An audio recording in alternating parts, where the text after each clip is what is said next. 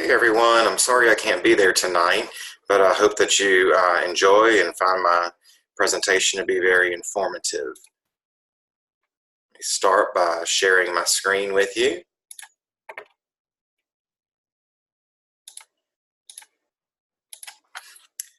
And so when considering the diversity of students within our schools, many factors that make individuals unique, like race or physical limitations, can be outwardly seen. But students who suffer from mental illnesses are an often under-recognized and underserved group within our schools.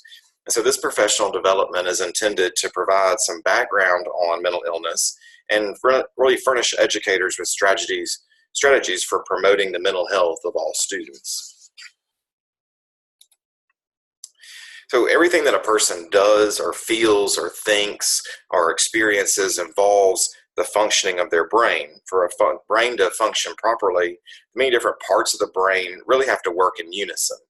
And when this complex system of networks does not communicate correctly, then the mental health of the individual is impacted. Mental illness or mental disorders are derived from distresses in the functioning of the various brain networks or brain circuits. And these distresses cause disturbances in the individual's well-being, thinking processes, and behavior. These distresses can arrive through the interplay between genetic and environmental factors, and diagnosing and treating mental disorders can be very difficult because the symptoms range in intensity. And they also can lead to a range of functional impairments, which can affect interpersonal, social, and vocational situations. But when an individual that suffers from mental illness is treated by a trained professional who uses evidence-based treatments, the impairments really can be minimized and individuals can lead positive and productive lives. The National Alliance on Mental Illness estimates that 20% of youths aged 13 to 18 live with a mental health condition. And these students are not just those that frequently act out or who are always sullen or withdrawn. Even more, 50% of all mental illnesses really begin by the age of 14. And the average time between the onset of symptoms and the initial treatment is typically 8 to 10 years. Approximately 50% of students age 14 or older who suffer with a mental illness drop out of school. And 70% of youth in state and local juvenile justice systems have a mental illness. Yet despite the obvious need, most educators receive zero training in issues related to mental health. Instead of professional knowledge, educators are often left to their own estimates, wondering if a student who's passive aggressive or if they're OCD, and really that's as if educators even really know what those things truly mean. Help for these students often comes from informal conversations with colleagues about what might seem to work with individuals. And counselors certainly do their best, but still many students fall through the cracks. The American School Counselor Association recommends that schools staff one counselor for every 250 students. Only 3 states meet this goal: New Hampshire, Vermont, and Wyoming. Nationwide, the average is one counselor for every 491 students. Certainly, educators play a critical role in the lives of students, and educators are in a unique position to notice emotional and behavioral changes in their students. These changes, whether they're related to a mental health crisis or not, can impact a student's ability to learn, as well as their academic performance and their motivation. So truthfully, every teacher and school leader needs professional development on the issues related to mental health and best practices regarding student mental health. I want you to listen to the story of Brandon Marshall, a wide receiver in the National Football League, who nearly lost everything due to his mental disorder. What if somebody had recognized the symptoms of his mental disorder earlier? Or even worse, what if no one ever had? This thing is bigger than Brandon Marshall. This thing affects all of us. There's 330 million Americans, and over 100 million Americans are personally affected by mental health issues. But for every 6 to 8 are affected. So that means we all are affected. It's not you, it's a loved one. It's a friend. It's a friend's kid. It affects all of us. This is where it all started. And I've never, ever told my story to the Denver community. Ever. Ever. The only thing they know of Brandon Marshall was a guy who caught a lot of balls and got in a lot of trouble. That's the only thing they know. And I said, how amazing is it now, fast forward 6 years, 7 years, and I can tell you guys my story. Now, our goal is to eradicate the stigma surrounding mental health issues, mental health disorders. That's our goal. That's our mission. We want to place on-site behavioral health care services in our schools through raising awareness with the chatterbox. Why is that important? Because where we're at today is where the cancer and the HIV community was 20 years ago. This is the last great stigma that our country needs to attack. That's why we're here. That's why telling our stories through real chats is important. Bringing Tyrone Braxton up to tell his story, a 2-time Super Bowl champion. Because we need to galvanize the community like the cancer community did. I was diagnosed with borderline personality disorder. Now, I wasn't going through anything that was unique. 99% of the guys that walk into the National Football League, 99% of the people in this room go through these things. It's just life. It's not about putting walls up or putting borders around yourself and your family and your finances and your health to say this will never happen to us. It's not about that. It's how you respond to the adversity. And for me, I couldn't. We don't have the skills and the tools naturally to be able to deal and cope with our emotions or just life. So I had to go to McLean Hospital for 3 months. 3 months.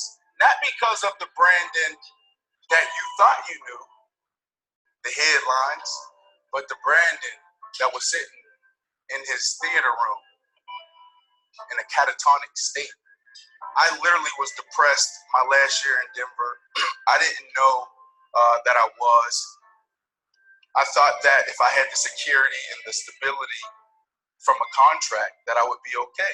Out of nowhere, McDaniels calls me in his office, and we're going to play Seattle in one of our last preseason games. But he said, I'm going to leave you behind, and we're going to work on this contract. We'll hash it out while we're in Seattle. I want you to stay here, get your mind right. We'll start fresh on Monday. So they sent me over this offer, and they're saying, you're going to be, it's funny where Elvis, he said, you're going to be the highest paid Bronco ever in team history. Bigger contract than Elway ever had. He said, but you just got to score 4 rushing touchdowns. And I'm like, no way I can bring this over. Like, no, I'm not signing this deal. So anyways, he comes in that Monday, brings me to his office, and he says, conduct detriment to the team. You know, you haven't been doing this, you haven't been doing that. I said, well, what happened to this deal? And wow. I walked out of that office, and I literally prayed, and I said, don't do anything stupid. And I walked onto the field, and that's when I started batting the ball down, kicking the ball, made headlines. It was very bad. But the key was I couldn't control it. So they traded me off anyways. Fast forward, traded me to Miami. I got the security now, $50 million contract, the biggest contract in wide receiver history. Just went above Larry Fitzgerald, signed a 4-year, $40 million deal. Good to go. But the thing that made me notice that I had a problem was football. Because that was something I could control always. There was days I went to the practice field and I couldn't focus. I started dropping balls.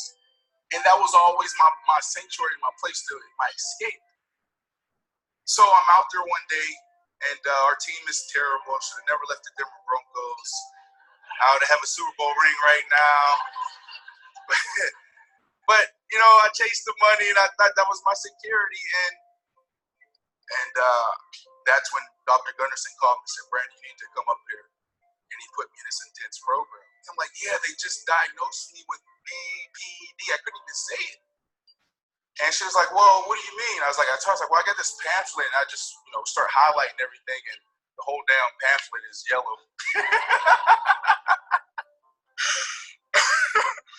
So, you guys know about the headlines, but the things that was holding me back, the resentment to my heart, the misdiagnosis. When I was here in Denver, there was one point where I was talking to 5 different people in 1 week.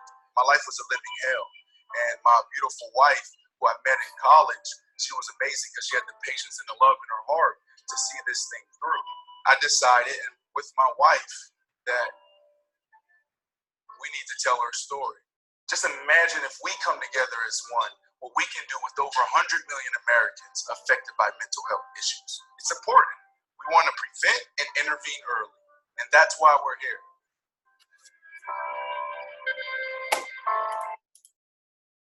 So if we're honest with ourselves, we all attach stigmas to those with mental health issues. Defining stigma really is the first step in breaking through our own biases and prejudices regarding mental illness.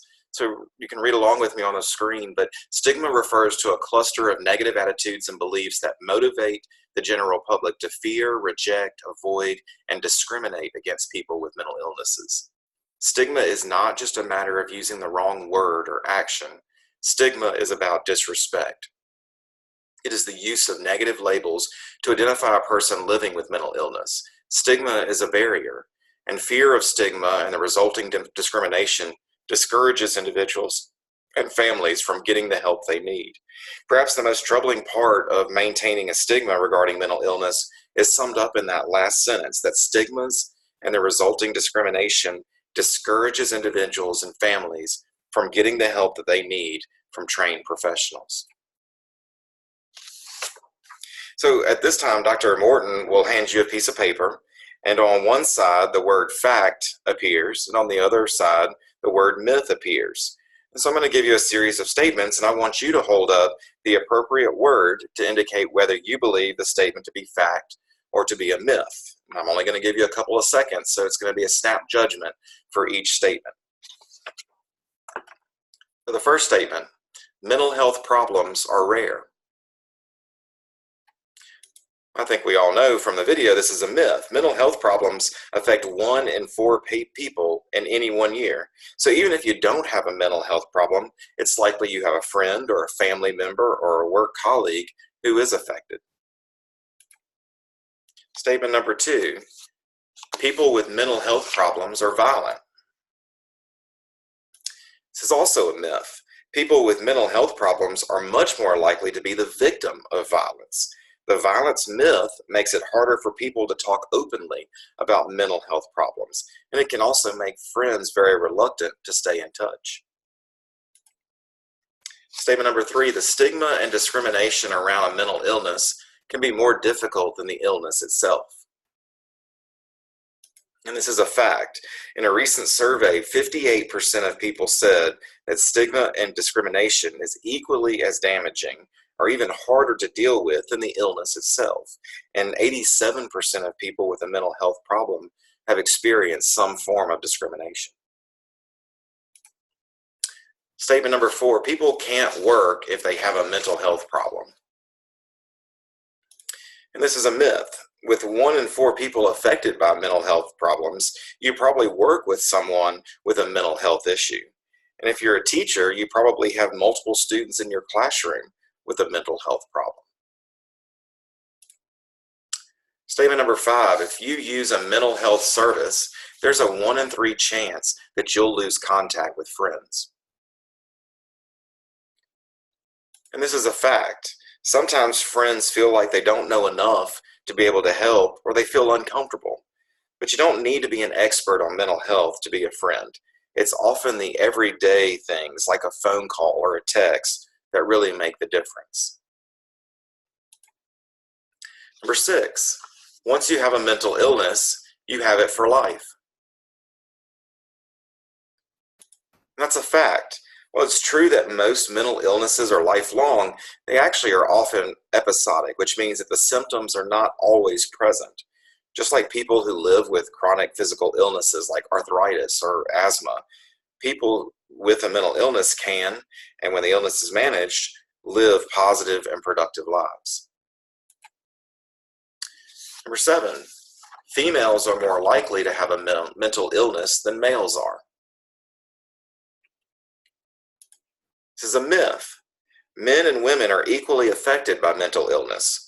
Women may experience higher rates of specific illnesses like eating disorders or depression, and men tend to have higher rates for some disorders like alcoholism and ADHD.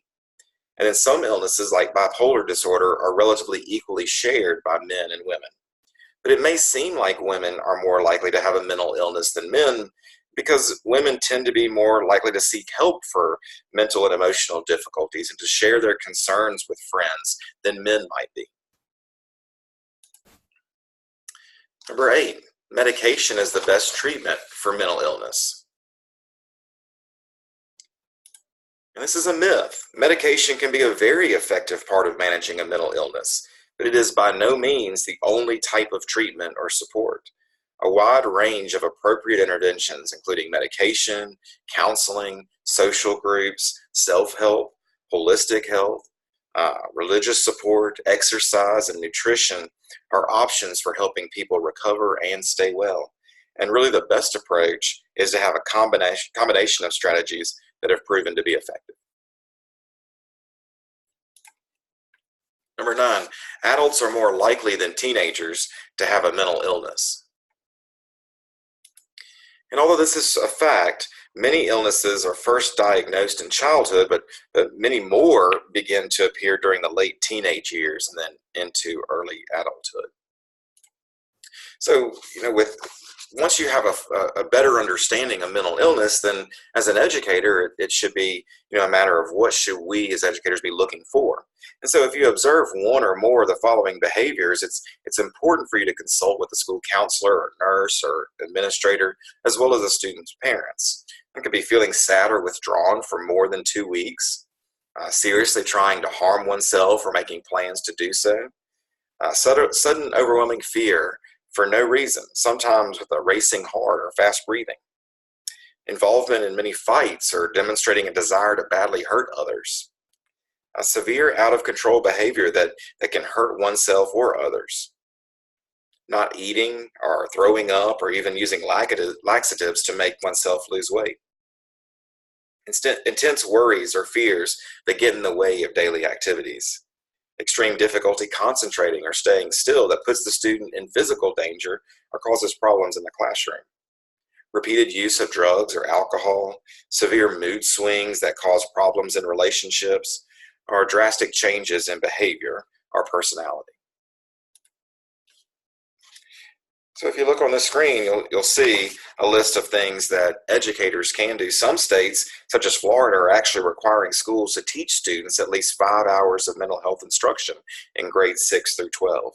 Students will take courses aimed at helping them to identify the signs and symptoms of mental illness, to find resources if they're battling with depression or other issues, and to teach them how to help peers who are struggling with a mental health disorder. The courses will specifically address such topics as cyberbullying or suicide prevention and the impact of substance abuse. And even without a mandated curriculum like the one that's being used in Florida, individual teachers and school leaders can still support the mental health of all students. And a list of actions are on the board for you to review.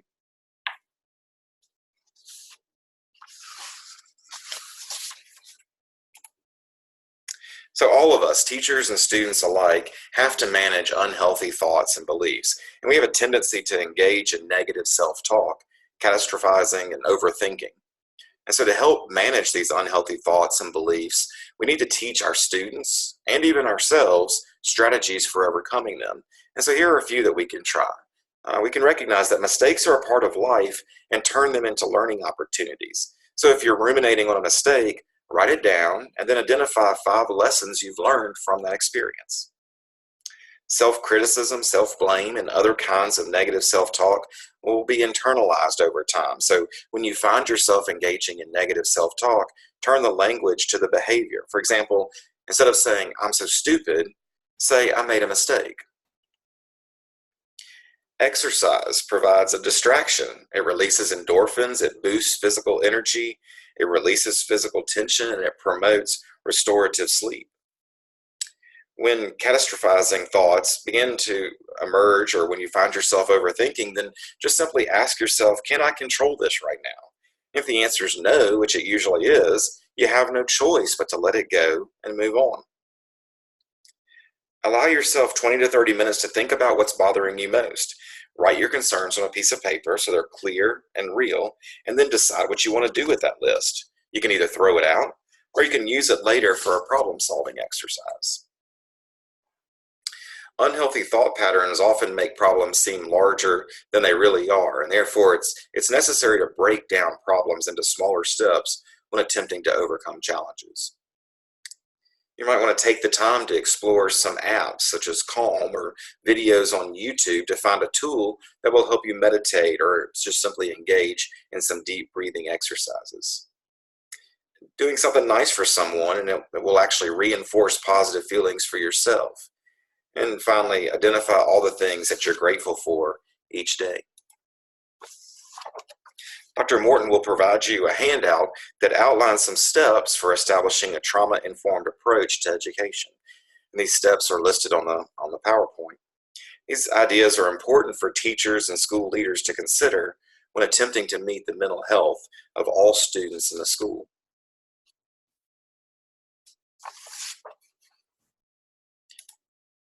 And finally, in this video, Sue Klebold, the mother of Dylan Klebold, who was one of the shooters in the Columbine High School massacre, in which 12 students and teachers were killed, tells her story. She spent years excavating every detail of her family life, trying to understand what she could have done to prevent her son's violence. She advocates for parents and professionals to continue to examine the link between suicidal and homicidal thinking.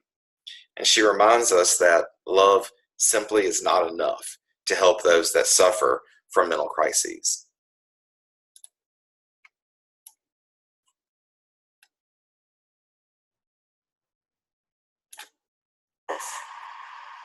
When I look back on all that had happened, I could see that my son's spiral into dysfunction probably occurred over a period of about 2 years. Plenty of time to get him help.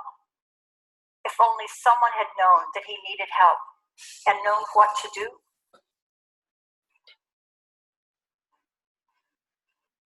Every time someone asks me, how could you not have known? It feels like a punch in the gut. It carries accusation and taps into my feelings of guilt that no matter how much therapy I've had, I will never fully eradicate. But here's something I've learned. If love were enough to stop someone who is suicidal from hurting themselves, suicides would hardly ever happen. But love is not enough, and suicide is prevalent. It's the second leading cause of death for people aged 10 to 34. And 15% of American youth report having made a suicide plan in the last year. I've learned that no matter how much we want to believe we cannot know or control everything our loved ones think and feel. And the stubborn belief that we are somehow different, that someone we love would never think of hurting themselves or someone else, can cause us to miss what's hidden in plain sight. And if worst case scenarios do come to pass, we'll have to learn to forgive ourselves for not knowing, or for not asking the right questions, or not finding the right treatment. We should always assume that someone we love may be suffering, regardless of what they say or how they act. We should listen with our whole being, without judgment, and without offering solutions. I know that I will live with this tragedy, with these multiple tragedies, for the rest of my life. I know that in the minds of many, what I lost can't compare to what the other families lost. I know my struggle doesn't make theirs any easier. I know there are even some who think I don't have the right to any pain, but only to a life of permanent penance. In the end, what I know comes down to this. The tragic fact is that even the most vigilant and responsible of us may not be able to help. But for love's sake, We must never stop trying to know the unknowable. Thank you. The issues related to mental health cannot be solved by simply loving more. Combating these issues can be overwhelming, but it's imperative that educators recognize and dismiss the stigmas associated with mental health and work tirelessly to promote positive mental health for all students in our schools. Thank you.